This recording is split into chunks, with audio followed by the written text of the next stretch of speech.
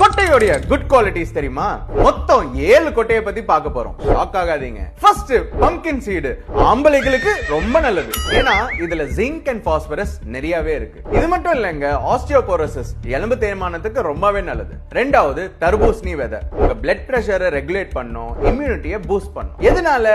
ஏன்னா இதுல மெக்னீசியமும் vitamin B6 இருக்கு. மூணாவது கிர்னி விதை, இதுல புரோட்டீன் அண்ட் ஃபைபர் நிறையவே இருக்கு. இதனால உங்களுக்கு இம்யூனிட்டியை பூஸ்ட் பண்ணும், வெயிட் லாஸ்க்கு ஹெல்ப் பண்ணும். நாலாவது சன்ஃபிளவர் சீட்ஸ், இதுல இருக்கிற செலீனியம் உங்க டிஎன்ஏவை ரிப்பேர் பண்ணும். அது மட்டும் இல்லாம இதுல இருக்கிற மெக்னீசியம் பிபியை குறைக்கும், ஸ்ட்ராங் போன்ஸ் உருவாக்கும். அஞ்சாவது ஃபிளாக்ஸ் சீடு, இதுல லிக்னன்ஸ் இருக்கிறதுனால பிரஸ்ட் கேன்சரை தடுக்கும். இதுல புரோட்டீன் அண்ட் ஒமேகா 3 இருக்கு, சோ ஹார்ட்டுக்கு ரொம்ப நல்லது. ஆறாவது சியா சீட்ஸ், இதுல புரோட்டீன் அதிகமா இருக்கிறதுனால உங்க சுகர் லெவலை கண்ட்ரோல் பண்ணும். அது மட்டும் இல்லாம இதுல கால்சியம் அண்ட் பாஸ்பரஸ் இருக்கிறதுனால போன் ப்ராப்ளம்ஸ் ரிப்பேர் பண்ணும்.